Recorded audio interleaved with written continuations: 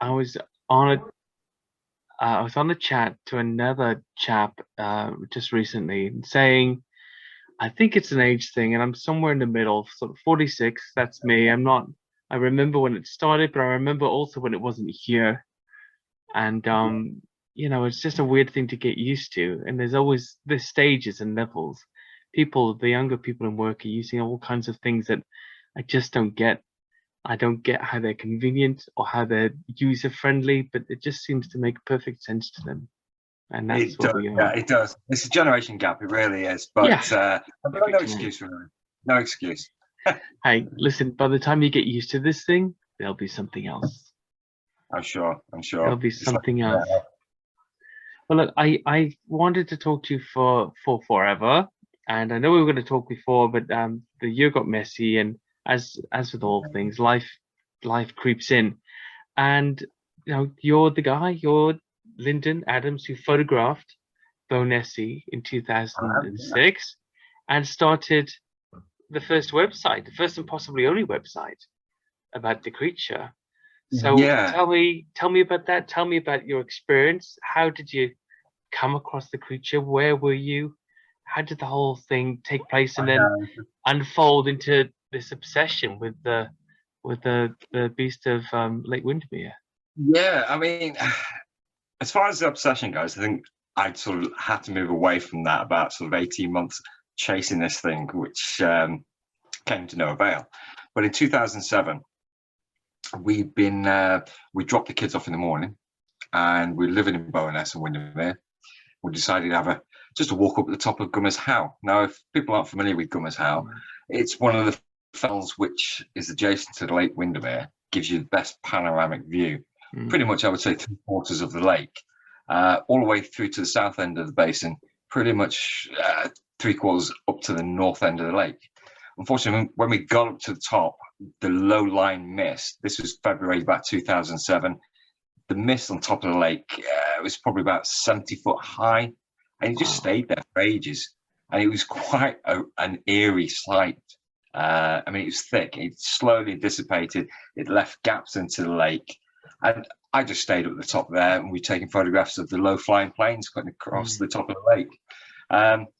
When it started to dissipate, it was my wife at the time who pointed out, what's that in a lake? Now, where we were situated, about 3 kilometers to the north, diagonally, was this strange thing cutting across the middle of the lake. And it's probably one of the widest sections of the lake itself. To look at it, it possibly resembled like a horse-type shaped head. I mean, I've read a lot recently, and they've described it as like a Labrador-type head. That's pretty much where we're going with this. It was quite boxy looking, wide, solid looking.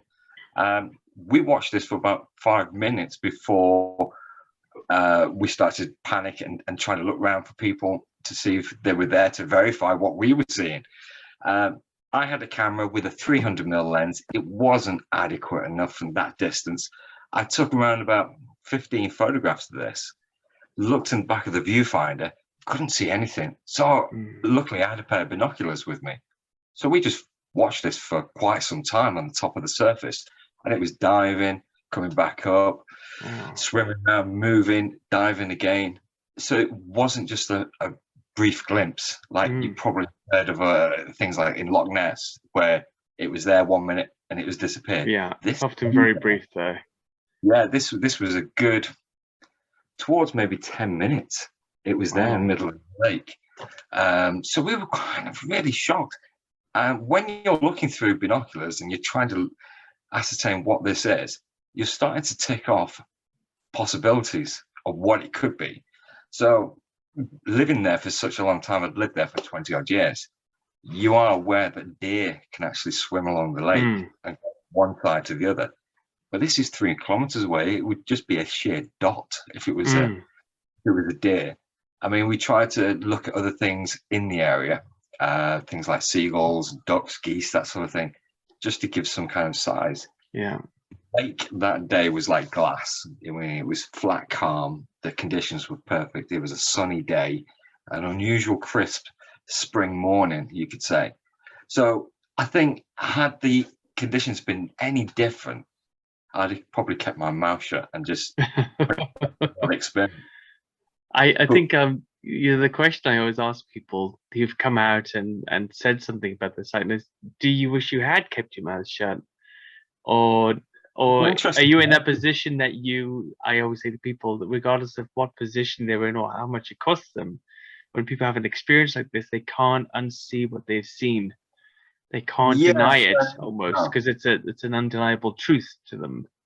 Exactly. I mean, what I was just going to retort back with, it is what it is. I mean, the fact that those images which I took, again, along with the weather being perfect, unusually, most of these images which you see on the websites and being caught glimpses of something unusual, some kind of crypto side of things, they're generally a JPEG and kind of possibly taken off a phone. So it's quite hard to verify what that actually is.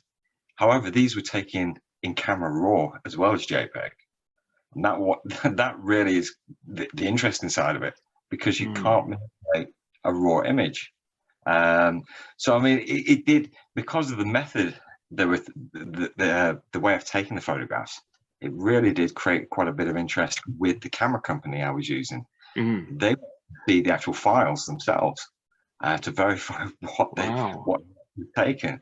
So they were one of the very first people who took interest in the images and wanted to verify what I'd taken. And they came back and said, look, we can verify that they are what they are. They are a raw file which has not been manipulated in any way, shape, or form.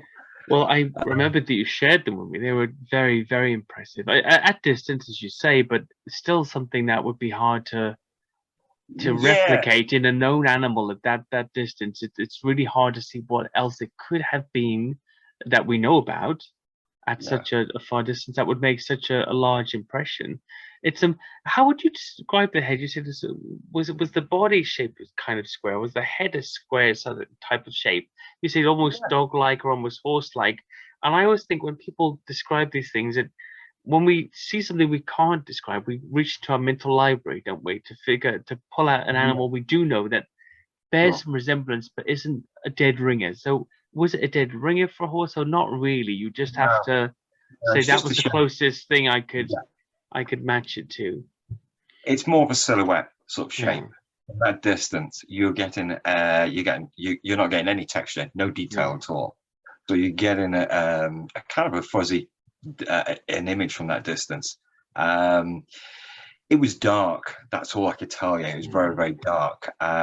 What was interesting was if you saw a boat on the lake that day, you would notice there was a wake all the way back to where it started from. We had no wakes apart from immediate where it had actually come up. Wham, a little bit, maybe sort of 5 meters, and then dived again. And then it would dissipate. The actual rings on the top of the water would dissipate, and it would pop back up again and cause a V for a very short period of time and go down. The great thing about modern day digital cameras, everything's time stamped. So it tells exactly how many seconds it was actually on the top of the water before the next set of photographs come in.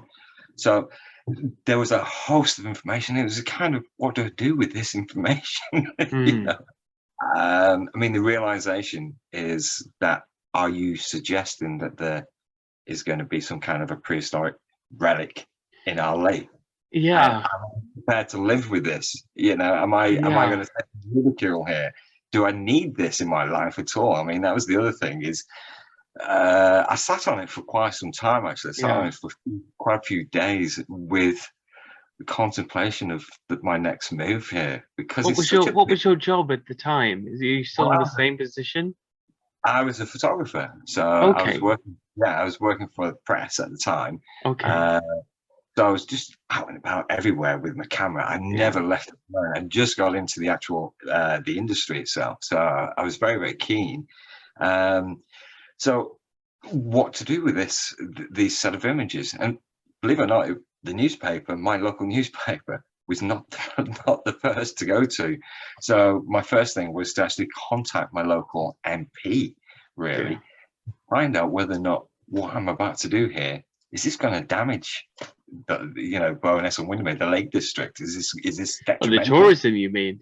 Exactly. I mean, Yeah, what yeah, what you can actually do to the area? I mean, the last thing I wanted to do was create a sensation. yeah.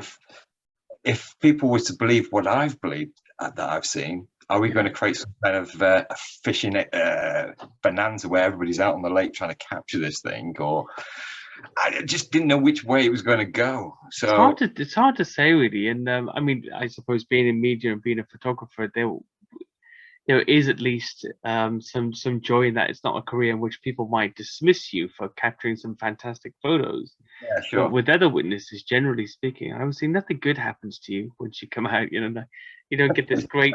You might get attention, but it can have a real negative spin Yeah, eventually, sure. especially locally. I suppose with your reputation and with some of the people they might think you're a bit peculiar. And I joked to another Well, I had that researcher recently. beforehand.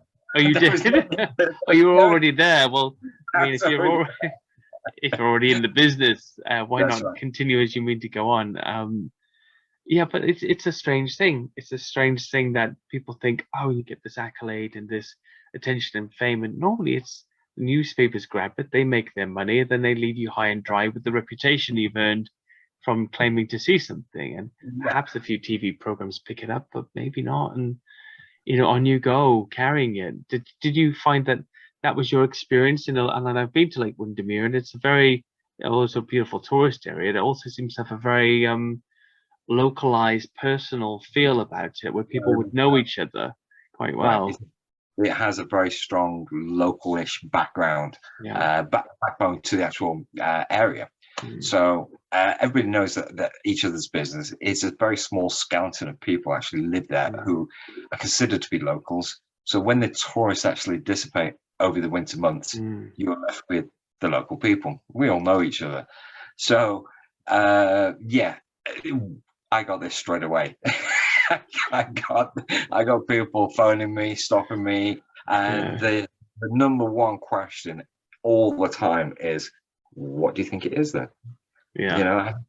I have no idea. I mean, all I did was put it into the hands as many people who are prepared to study those images and come back to me with possibilities. I mean, what I've tried to do from day one is present those images to whoever wants to do some calculations, to do some work on those images, find out. I mean, probably one of the best experiments to do with those set of images would be to actually replicate those again, stood up on that mountain, looking down that lake, and putting things into the water which create those size and try and replicate it. And that will give you some kind of idea of a size that we're looking at. Was there any way from the photos that you took, and then just trying to think back on the images now, where you could, as a photographer with your expertise, guesstimate the length of the visible portion of the animal you're looking at? Well, just as an approximate, as a sort of, throwing out there guess, what would you say as to length? Well, we actually did something a little bit better than that. Found through digging around through a company called Fixer Labs, which actually do with forensic photography as well. And they've worked closely with the Home Office. I asked them for advice on the set of images, which I had, and he put me in contact with a guy called Mark Carr, which was based in the Lake District, who was a forensic photographer. And he was also a lawyer. So they worked hand in hand together. So I released the images to him to work out, and sat with them for a good 10 days, 2 weeks, to work out as much information from those set of images. What's fascinating about those, and again, I go back to previous sort of images taken of Loch Ness and other anomalies in lakes around the world, there's a lot of information in the background and foreground. And whatever I've seen is actually in the middle. So it's very easy for somebody to triangulate exactly where this is happening, mark it onto a grid map, and work out from the timestamp where it's moving to, where it's pattern. So this is very rare to do. In the background, there's 2 boathouses, and there's also a sign which is a warning sign for rocks and and depth in the picture. In the foreground, there's a caravan and a boat. Now the caravan is static, so you can measure that. The two houses in the background, they can be measured, the distance from either side, and then work out exactly where this is and the size of it.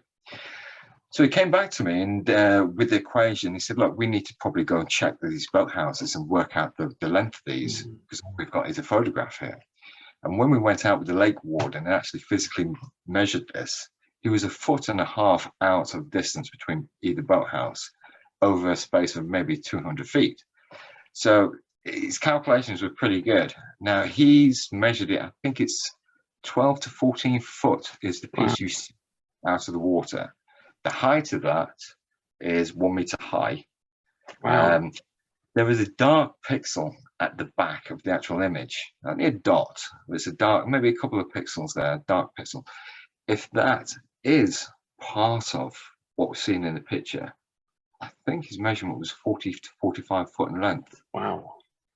Now, with that in mind, I know when I saw through the binoculars, that, and it was a lot bigger than 12 foot, that's for sure. I couldn't tell you how long it was. I didn't see all of the body. I saw the back end thrashing around a lot more than the front. The front seemed to be quite stable and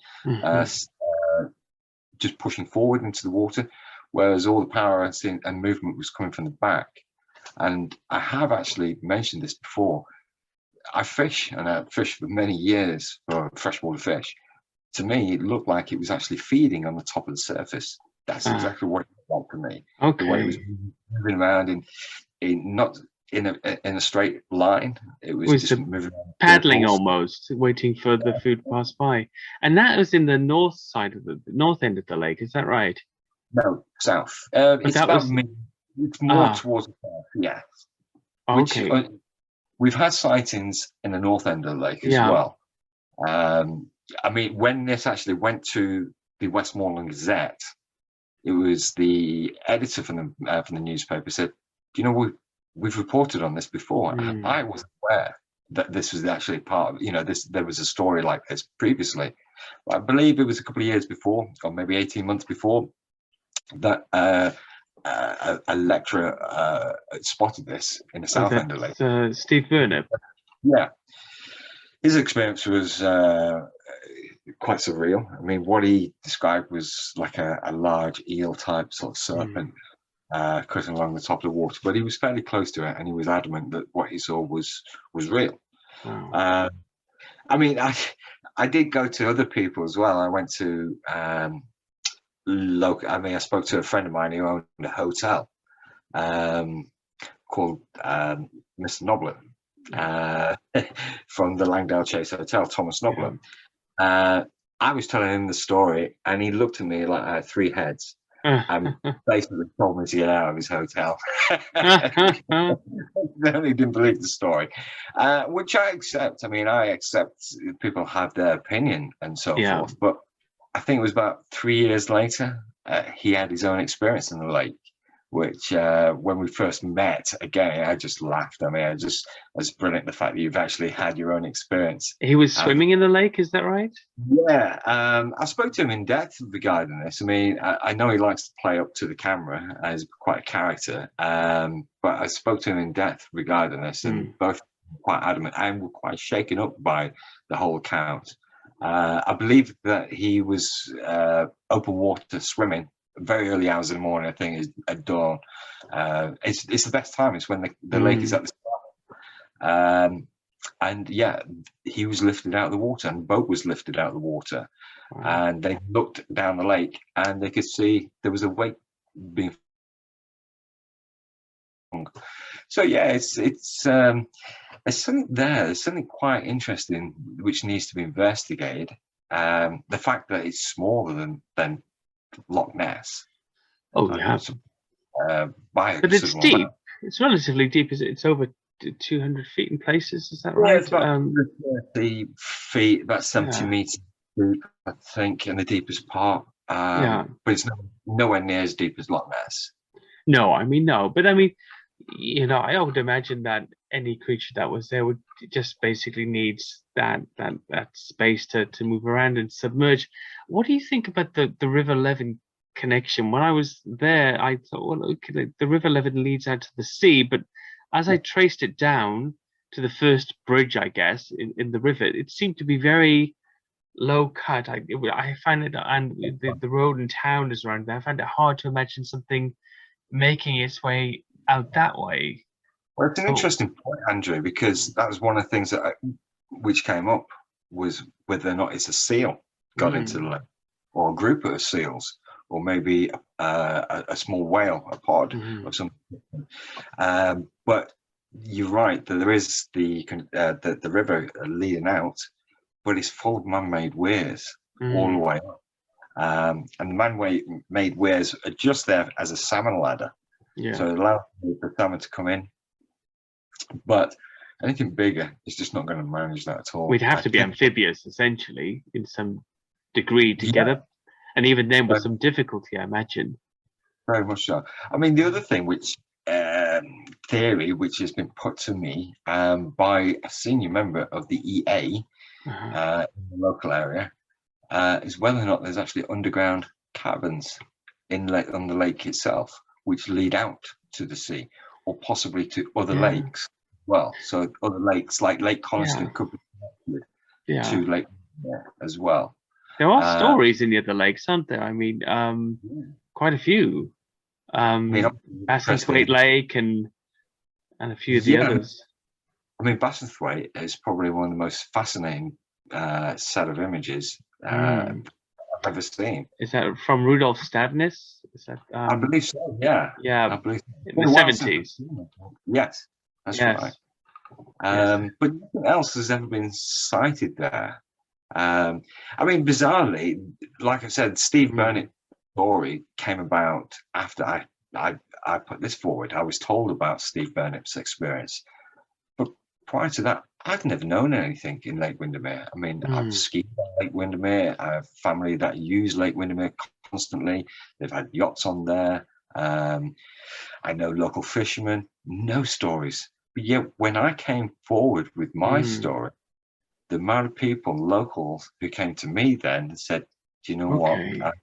I've had an experience as well." I mean, one particular one, a well-known local in in Bownessie and Windermere.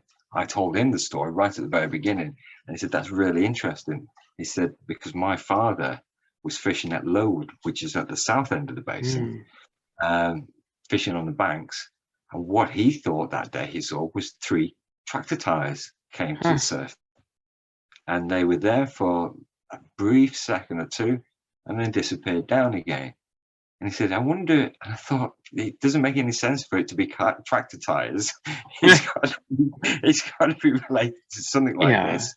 You know how they are, those tractor tires, always floating about in large lakes and submerging and swimming about. And pesky thing.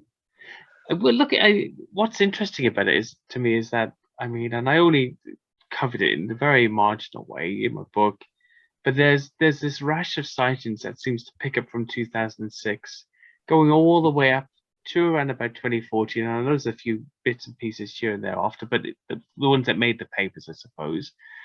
And I don't really hear anything from the area at the moment, which brings me back to that sea connection.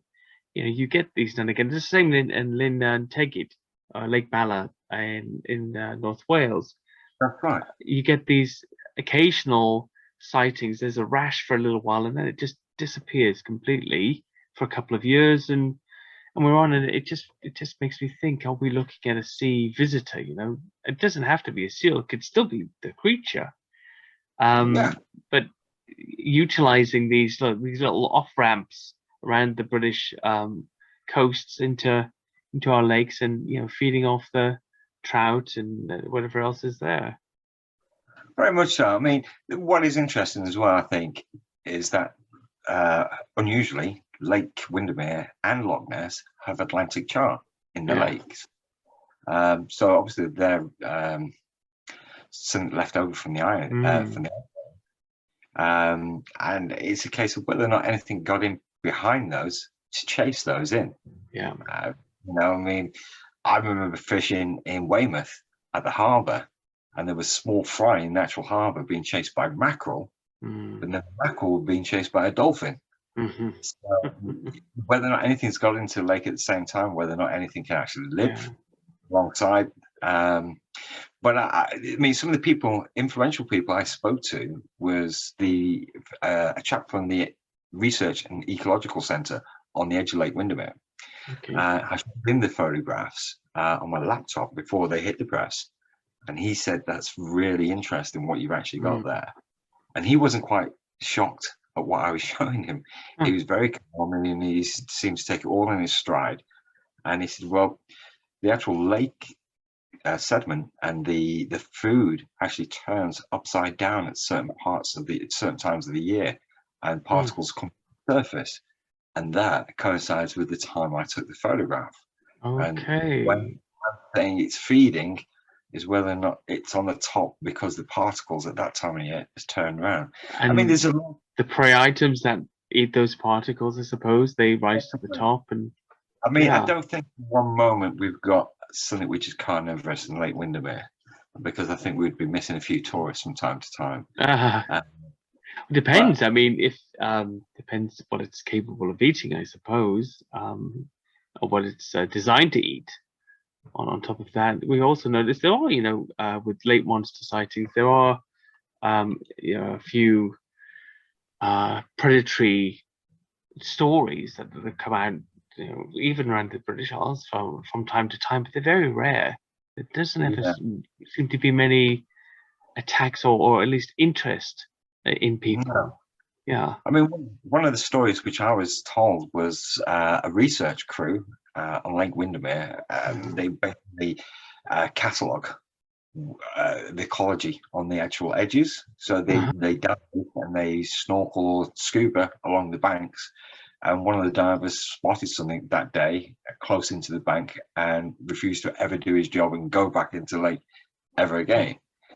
So there's that story. I mentioned before about a checklist of things that possible could be in the lake. So I drew a line to all of the animals it possibly could be. I even contemplated whether or not it was a group of otters in a line, which is a possibility. 3 or 4 otters, but not at 3 kilometers away would you ever see anything like that. It'd have to be 15 to 16 otters, maybe. I mean, that's right. So I contacted the lake warden and spoke to him what I've seen. No, I hadn't spoken to him about what I've seen. What I asked him was, is it possible that somebody with a very rich toy, a very expensive toy, could put something on Lake Windermere without it being registered, without it being known? And he said, no way. Because the only thing which could actually do this would be something which could submerge and pop back up again. Yeah. So I'm wondering if there is actually an aquatic toy which is like a cockpit which they can dive and pop up down, and it's powered. Was that in existence at that time, or? It was, yeah. It was, yeah. okay.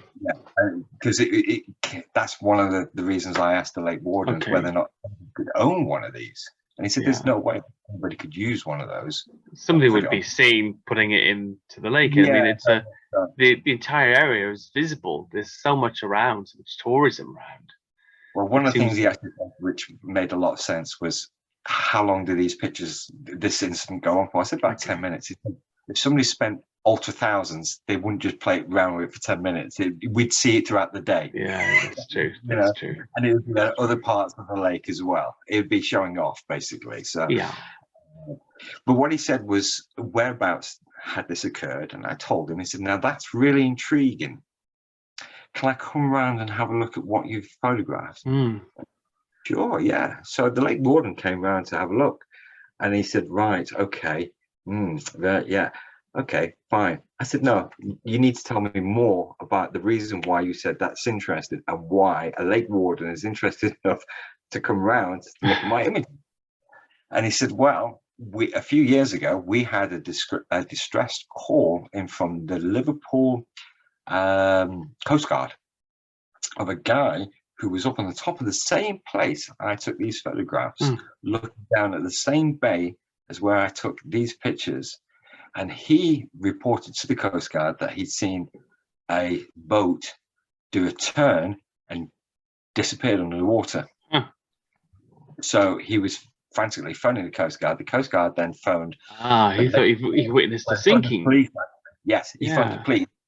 Then the Coast Guard went. The lake warden went to the site whilst the man was actually up on top of the hillside, gauging exactly where he was, where he saw this, to see if there was any debris or any wreckage or anybody there. Nothing. Absolutely nothing.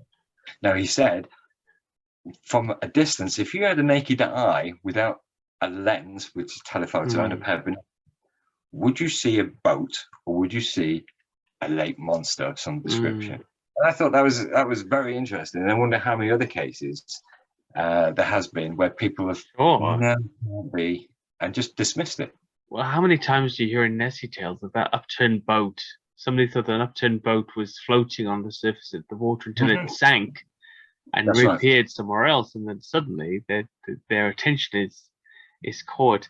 There were other there were aspects to this. There was that famous almost ribbon humped photo from Tom Pickles from the group that were kayaking on the lake, and a few other bits and pieces. One of the, was it in 2014, the Autographer magazine photographer Ellie Williams, who produced that incidental clear plesiosaur-like back and neck image from 2014 whilst taking pictures on a time-lapse camera throughout the day. What do you think of those bits of evidence? I don't think I've seen that photograph. I really don't. Oh, wow. I've certainly seen Tom Pickles. Yes. And I wished I could have saved the editor the time of printing and dealing with that, because it was quite obvious. I know the lake very, very well. In fact, where Tom Pickles was staying at a management training center, I used to work there, and I used to take people out canoeing. So I know the whole area, and I know the bay. The bay is very busy. There's a lot of people knocking around that area. And the actual angle on which he took the photograph means that it's been taken from a boat looking down rather than actually from a canoe. And it's very hard. There's so many things that aren't right about it. I mean, taking an iPhone out in a canoe is something which is tricky enough to do if you're a professional. You'd be lucky to stay in. With the thought of actually slipping out of the canoe, why would you take your phone with it? So there's many things which are not right with the story. Red flags. The fact that in the bay itself, pretty much where you get the ferry, just screamed out there's something not right by that. But I will go and actually investigate the other one. I find that quite interesting. That one, I mean, I tried to get in contact with. I did get in contact with the magazine originally, and because it's a zoomed in image you see in the newspapers, and it's from a distance. She set up the camera for. I'll look at the story here actually. She set up the camera, I think, to take photos at 1 minute intervals throughout the entire day.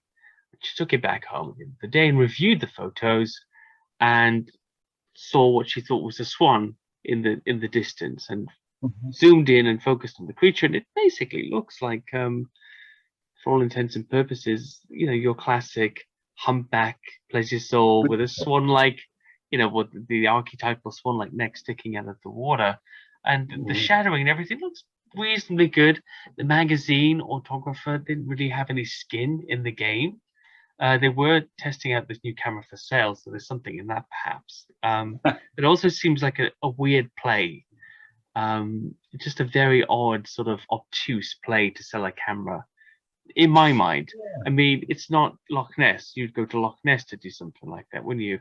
And I think Lake Windermere, since it's so, even amongst the local population, the knowledge of the monster seems to be quite limited.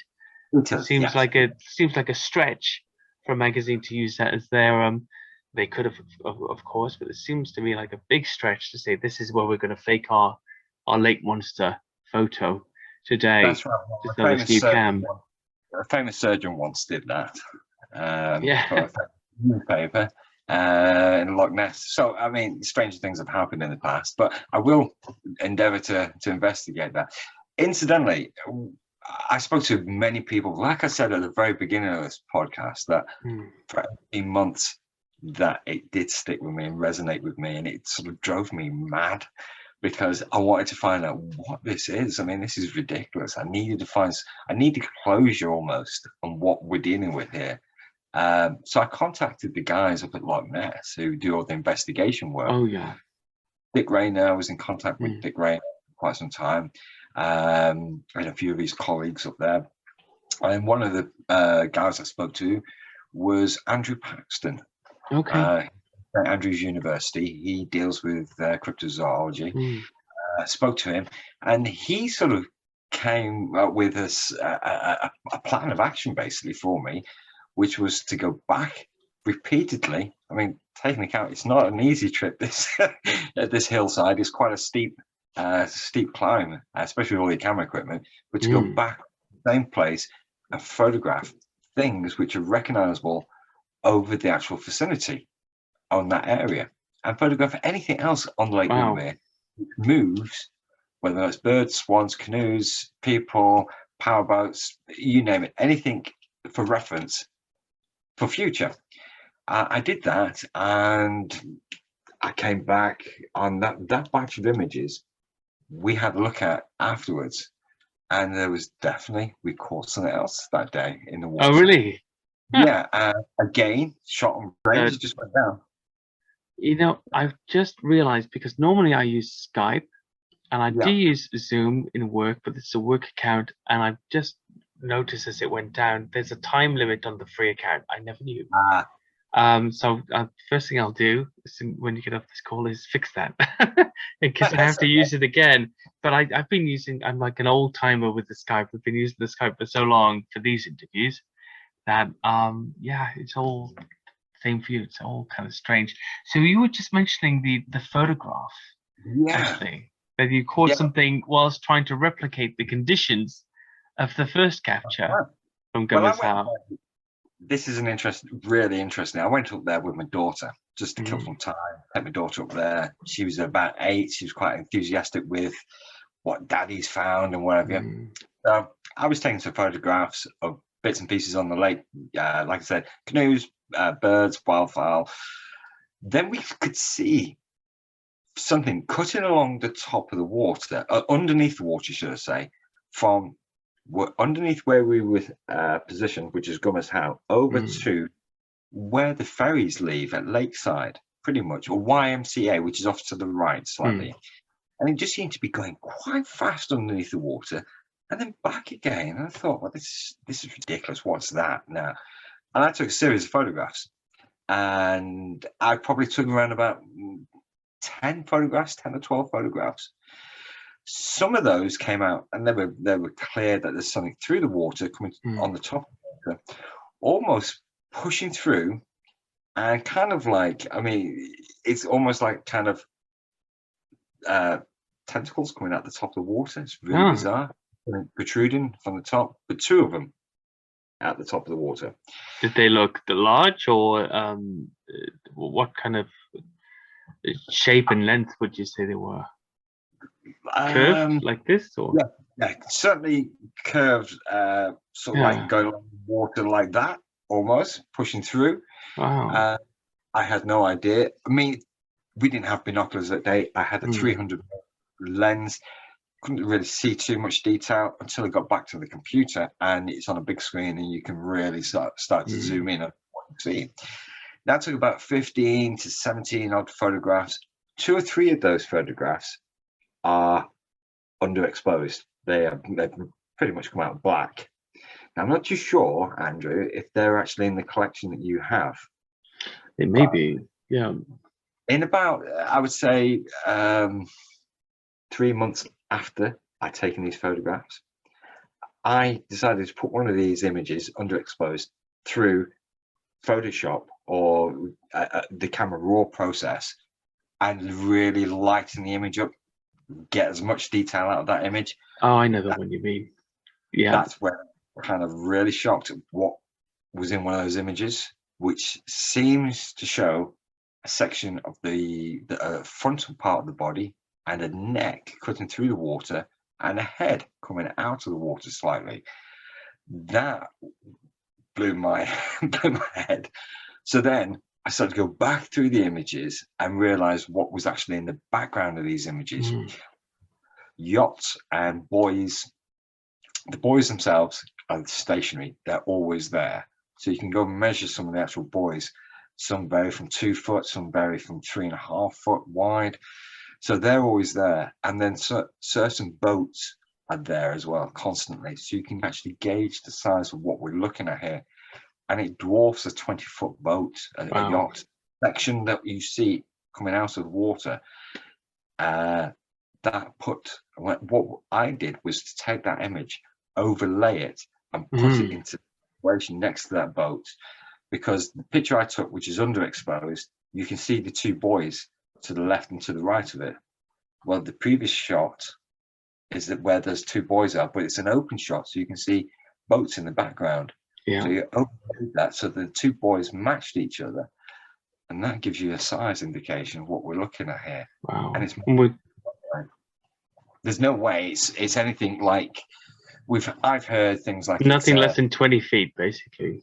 Exactly that. Yeah, 20 feet plus. I mean, I've heard eunuch eels been bantered around. I've heard Wales catfish. Yeah, I mean, even the largest Wales catfish, the famous river in Spain, that is it Ebro or something like that, that always springs to mind. It makes world news when they get a 9-footer. You know, I mean, it's or something like that.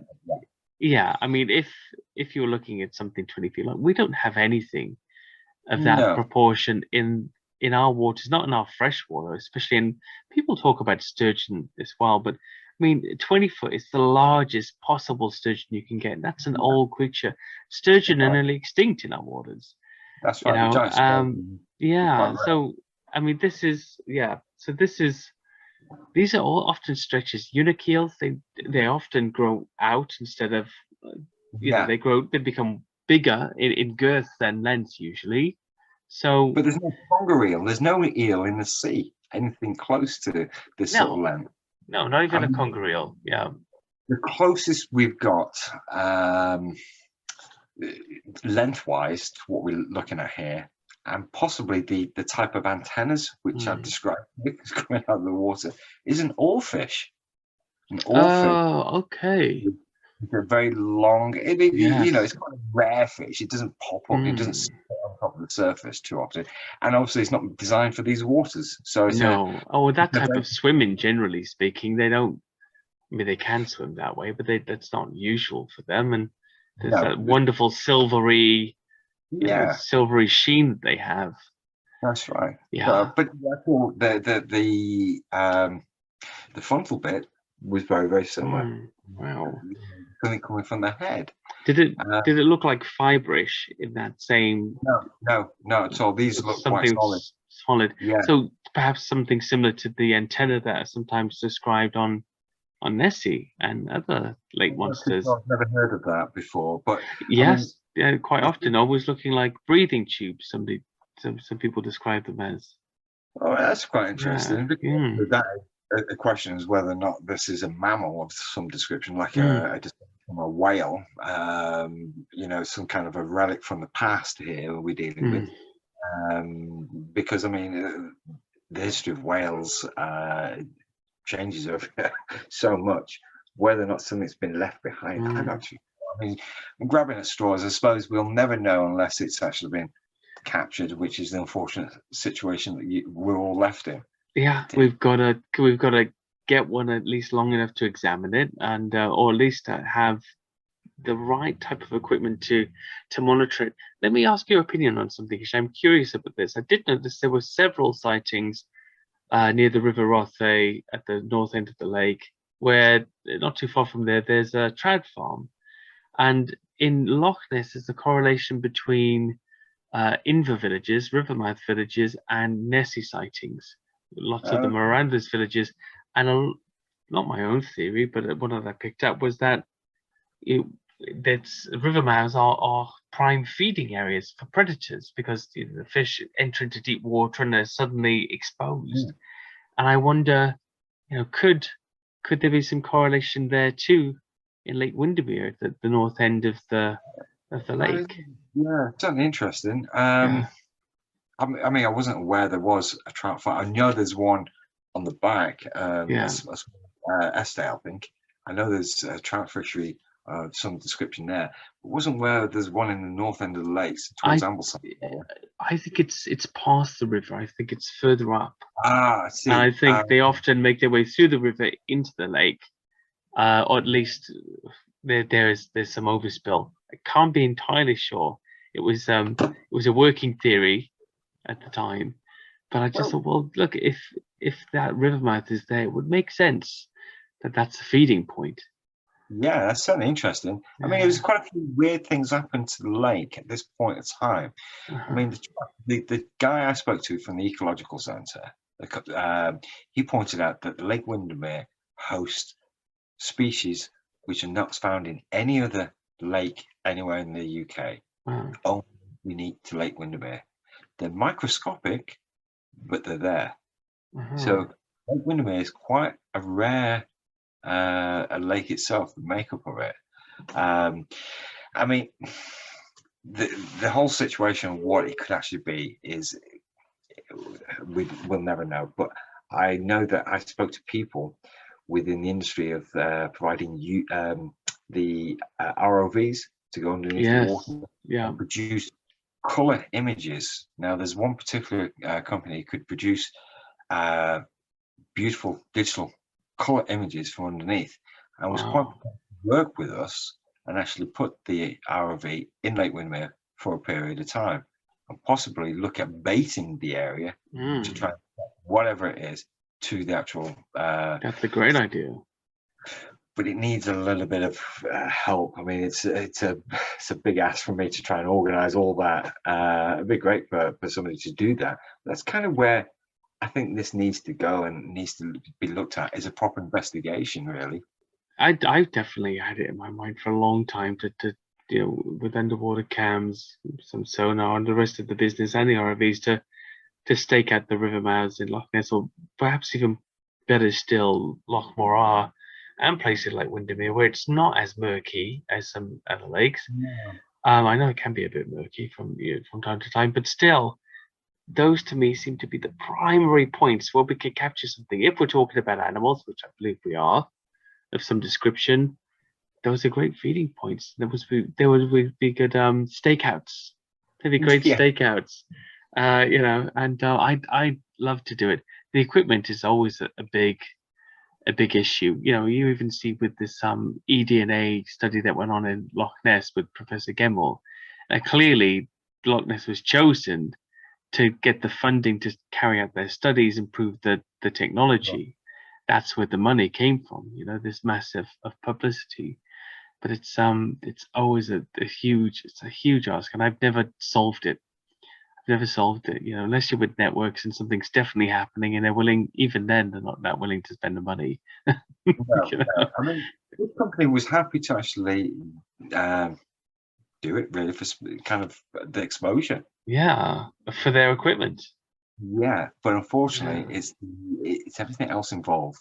The logistics of putting this together to get the right people involved, the right crew. Do you need permission to do that in the lake as well? I would need permission, because obviously it's just a powered vehicle going into the lake. It's a craft, yeah.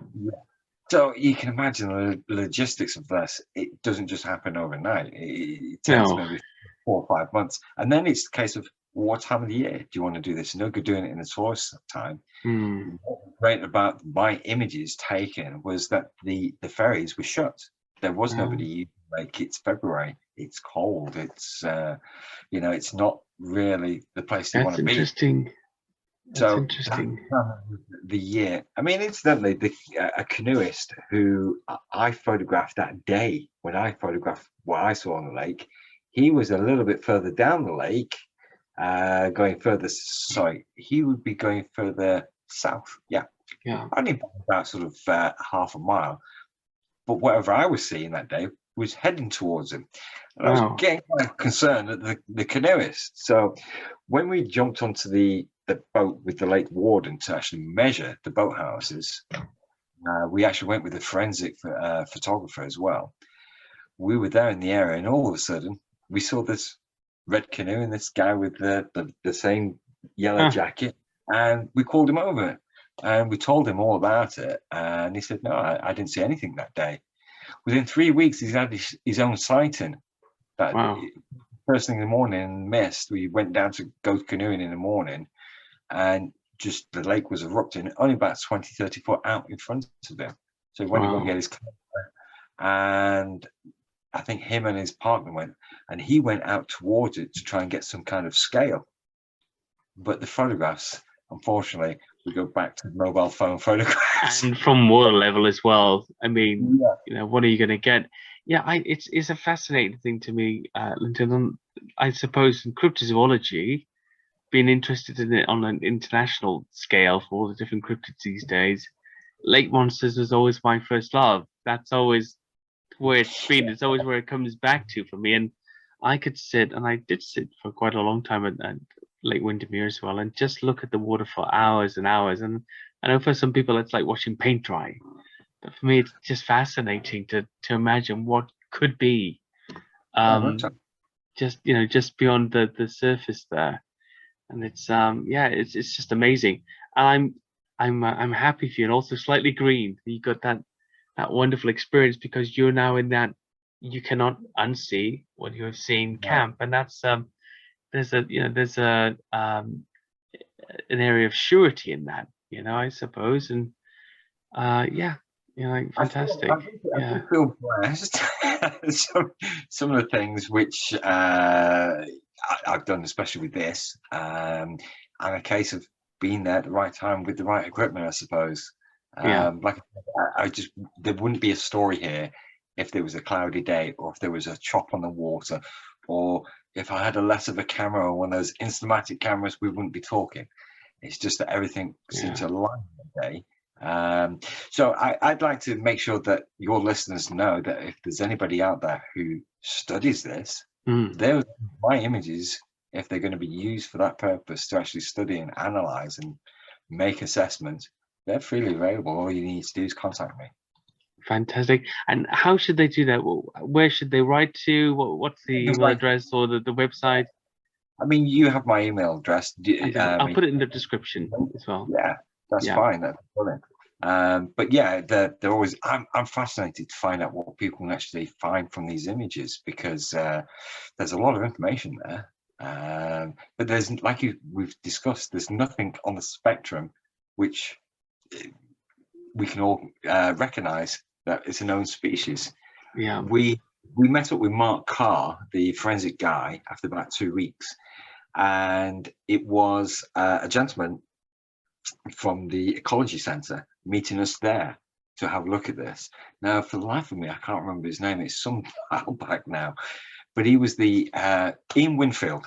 That's it. Just remember Ian Winfield. We met up with Ian Winfield at Mark Carr's studio. Now, I turned up half an hour later than his appointment.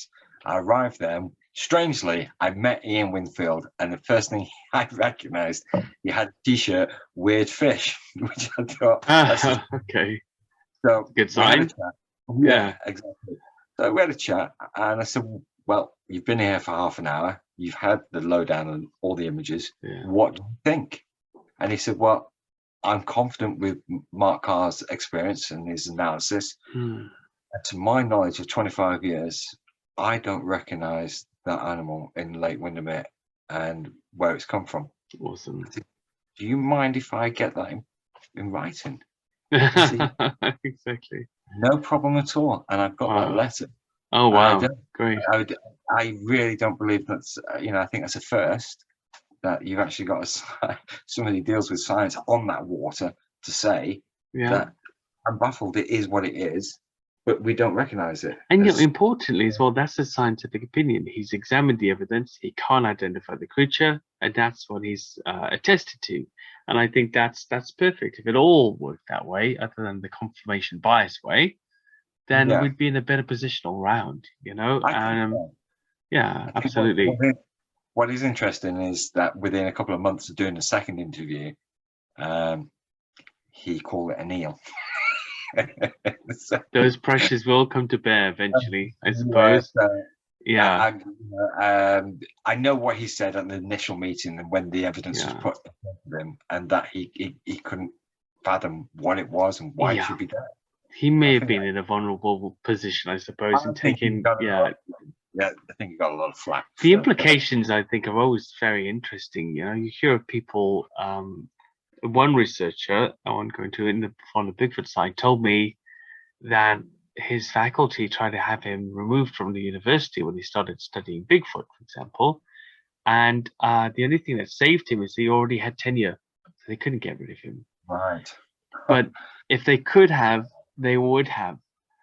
And Crazy. there was certainly an effort. And you have to think it's a strange thing, really. Like, if, Yeah, and very much. I, in some ways now, I've stopped calling it cryptozoology. In some ways, started calling it ethno-known zoology, or hidden zoology, or whatever, which I know it means the same thing, but to get rid of the reputation, because oftentimes from the ethno-known side, there's local stories like your experience and others, Yeah. or in far-flung tribal places, there's a legend that's been going around for years and years and years, and then suddenly we turn up, with our big heads and our our egos of discovering the world, and say, oh yes, we've just discovered this new animal.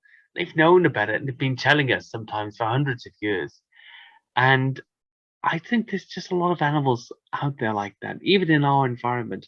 I was surprised to find out just 2 years ago, I think, a new type of grass snake was discovered here in the UK. It's clearly always been here, but they didn't Yeah. realize it was a species. There's a new pod of beaked whales they've just discovered. I think it's not in California there. We've got the detail here somewhere, but they Yeah. thought they've never been discovered alive. They thought they no longer existed. There was some implication of them years ago, and yet there they are, swimming around in pods of 15 and 20, 40 feet long, hard to hide. And yet Yeah. we've got this perspective that, because of Google Maps and the rest of it, that we've actually seen all these places, that we know what's in them. And we don't. Not even in Britain most of the time. We stay on the Yeah. paths, we go for those walks. We haven't explored all the waters, and sometimes all the empty places. And who are we to say, I suppose? Doesn't make it true, but it No. doesn't mean there's no room for it to be at the same time. Well, I mean, as a child, I mean, I grew up with Arthur C. Clarke. Same. So, Yeah. we we always imagined that the possibilities, and I think the Yeti or the abominable snowman was a big thing at the time, and talk of Bigfoot and the original black and white footage. Never did I imagine that I'd be talking about a subject like this still today about this. So yeah, in one respect, I do feel like I'm blessed for seeing something like this and experiencing this. But if you was to jump on my social media, you'll find no relevance to this at all. It serves me no purpose at all. I mean, I work back of my photography at what I do today. Of course. And I don't certainly have any need to do anything. I mean, I do feel the need, I think, as anybody would, if they've had an experience like this, to try and defend it if something's going to come ridiculous, like it's a swan or it's because you're Nikhil. That's right. You need to know the full facts before with a rational idea. So yeah, I think you'll run. I think more will actually happen in the years to come. But I spent a long time looking at the history of the lake as well, and the tourist industry, because the tourist industry in Lake District, it's fairly new. It's recent. So what was there before? What is the history of Lake Windermere? Is there any traditions there? Has there any been sightings or past? Because you've got char fishermen on Lake Windermere. So there's a whole thing. There's a massive of what you can actually do is actually interview these old boys to find out whether or not there is any stories of old and the past, or whether or not there is any legends, and whether or not the Lake Constant has got a connection to Lake Windermere. I mean, somebody threw something at me years ago and said, well, what did Donald Campbell actually hit that day? And I thought, well, after what I've seen in Lake Windermere, I can't rule out anything. You know, Yeah. anything could be possible here. But yeah, I mean, with Ullswater at the moment, that's a big story at the moment. Oh yes, that's right. There was apparently a film company making a film about the Joan Collins film that never was Oh, that's in the quite, yeah, area about the giant sea monster in Ullswater, or the giant beast. fine. And so Yeah. there's been some implication, perhaps, that they're using a similar model to the original model that was used. Of course, I did point out to that person that why would they be killing geese in the lake? And if they do so for the filming, you know, it seems a bit extreme. My money on that one is still on maybe a catfish or something, but especially because of the sucking below the water. Although, you know, a full-grown grey lag is, I mean, this is something quite big for any fish. But it's, yeah, that's a confusing one. There are stories from the past. There are ferry sightings in the area. Of course, there's Westwater as well. There's sightings there. Mhm. So I think the entire area seems to have some sort of a presence, you know, intermittent, whatever that may be, but it does correlate actually with the outlets to the sea, you know, around these areas, that there are sea serpent sightings there too, historically, and some more recent that seem to tie in with that. I think we're looking at an itinerant presence in and around the coasts and lakes, and maybe sometimes some of these creatures are the same ones that are spotted in other locales around the UK. Yeah, possibly. I mean, they all some of the similarities. I mean, the actual proximity of Lake Windermere to the sea is Mm, pretty much like Lake Loch Ness. You know, there's a mm, lot of similarities there. All these lakes are obviously ice aged, made a result of the ice age. mm. So they're all pretty much the same age. Um, the whole area was just an ice block. So who knows? I mean, Yeah, it's a strange to contemplate huge creatures in our lakes. yeah. It really is bizarre. It is a bizarre idea if you think about it. If especially if it did turn out to be a prehistoric survivor type, that would be. I mean, no wonder people are skeptical about that. That would be an astonishing development. The first thing Um, people say, why have we got no remains? Why has nothing been yeah, washed up? Why is there no concrete evidence? But I mean, having studied and looked into this, I mean, certain prehistoric yeah. creatures used to swallow stones for ballast. Thinking the same thing. Yeah, thinking the So same thing. You nothing find them in their fossils all the time. Yeah, nothing floated to the surface. yeah. Uh, it was too weighted down for that. Mm. Just rotted on the bottom. So there is that theory, you know. I mean, it's for every possibility, there's always an argument, you know, Yeah, against there's it. lots of get out of jail free cards, you know, and I admit that many of them are, but some of the skeptical arguments are just as um, based upon you know, a personal plausibility. It's something Sure, that you add to it, like the unique theory. You know, essentially, that's just as remarkable as a prehistoric survivor. An eel that's 40 feet long and has a huge girth. I mean, it's, you know, that's a fantastic thing. If that exists, and that's just as big a discovery as the of classic course, lake monster site. So it doesn't stand in as a good excuse. It stands in as an even more fantastical exactly. I've always, explanation. And oftentimes, I mention this all the time, that somebody, a famous researcher once, who I really respect, once said that they think perhaps Nessie is a giant mud skipper with a plesiosaur head and neck like lure. And my first reaction was, how big are the fish it's trying to catch with that lure? That's what we should be looking for, the prey. These things must be huge. And that didn't, you know, when we're making implausible excuses for what we don't want to believe in, we don't think about whether it has to make sense. It just has to discredit the other thing and be a better choice.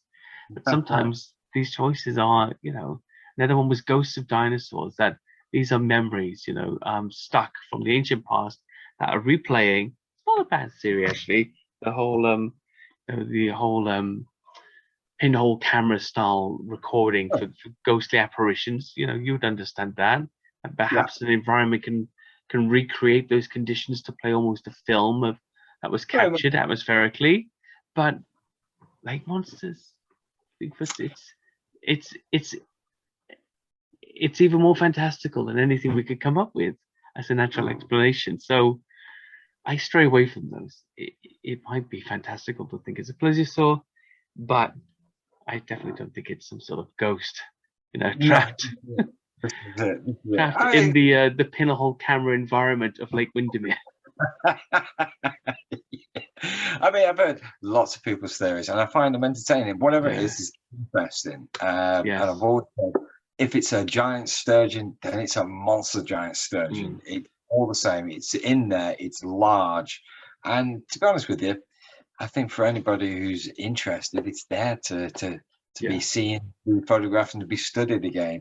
But probably right times of the year when there's no tourist about, and I think you'd have a fair chance of actually capturing this again on film. There seems to be a couple of deep spots in Lake Windermere, which that's the areas which it's been seen. Absolutely. I think we'll wrap this up there, Linden, but I just want to say thank you so much. I've really enjoyed picking your brain and getting your feedback. Again, for anybody out there who's listening, Linden's email to contact him will be in the description.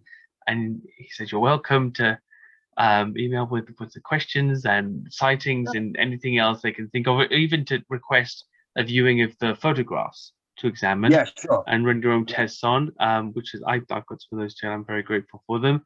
Linden Adams, thank you so very much for joining us. It's been a pleasure. Okay. Catch you later. Bye-bye. Thank you. Cheers now. Bye-bye.